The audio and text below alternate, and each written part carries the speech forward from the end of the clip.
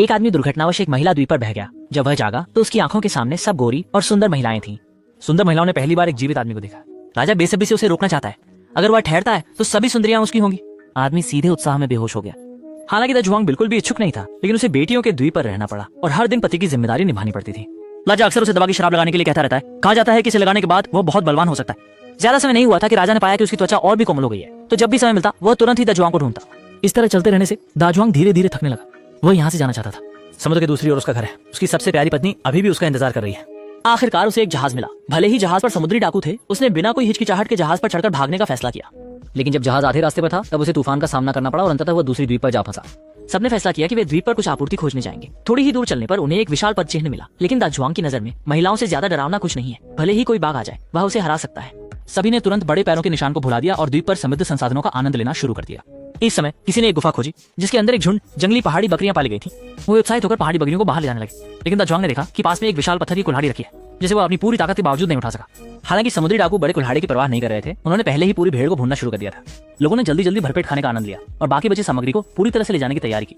इस समय एक विशालकाय छाया पीछे दिखाई दी। एक 5 मीटर लंबा एक आंखों वाला दैत्य अंदर चला आया। विशालकाय ने देखा कि उसके घर में छोटे चोरों का झुंड घुसा है। उसने सहजता से एक विशाल पत्थर उठाकर गुफा के मुहाने को बंद कर दिया और चोरों को भोजन के रूप में रखने का इरादा किया।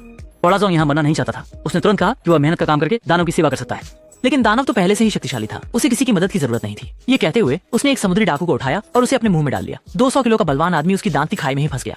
चंबा का एक आंख वाला दैत्य एक बार में एक बच्चे को निकलता है। 200 पाउंड का मजबूत आदमी जिंगरजी को। दाजुआंग को डर था कि कहीं और भाई को ना खा लिया जाए। उसने तुरंत जमीन से शराब की थैली उठाई और दानव से कहा कि यह मानव जगत का अलौकिक पेय है, इसे कुछ घूंट पी लो, आनंद में डूब जाओगे और खुशी दुगनी हो जाएगी। विशालकाय ने उसे उठाया और एक घूंट खत्म कर दिया। स्वाद का नादा ही था, खत्म हो गया। दाजुआंग ने जल्दबाजी में कहा कि वह अंगूर की शराब बना सकता है, लेकिन उसे बाहर जाकर अंगूर लाने की जरूरत होगी। दुर्भाग्य से दानव बहुत चालाक था। उसने उन्हें गुफा में ही रहने दिया और खुद अंगूर लाने चला गया। एक समुद्र चोर को गुफा में ही शराब बनाना था। दसियों गंदी पैर उंगलियां जुनूनी ढंग से अंगूर तोड़ रही थीं। शायद विशालकाय को खट्टा स्वाद महसूस हुआ। उसका मुंह पानी से भर गया। आखिरकार शराब तैयार हो गई। विशालकाय ने एक बड़ा कटोरा खत्म कर दिया, जो आम लोगों के लिए तो बड़ा कटोरा था, पर उसके लिए छोटा कटोरा था। समुद्री डाकू बार बार लाते रहे। 10 से अधिक कटोरे पीने के बाद उसे थोड़ी सी अनुभूति हुई। वो बिस्तर पर गिरकर गहरी नींद में सो गया। आखिरकार समुद्री डाकुओं को मौका मिल गया। उन्होंने विशाल लकड़ी की नोक उठाकर दैत्य की एकमात्र आंख फोड़ दी। दर्द से दैत्य पागल हो गया और जो हाथ लगा उसी से लोगों पर हमला करने लगा। समुद्री डाकू केवल 4 अंधजीरन गलती से दोंखो के पास चिदश्रिदो होंग फंगला।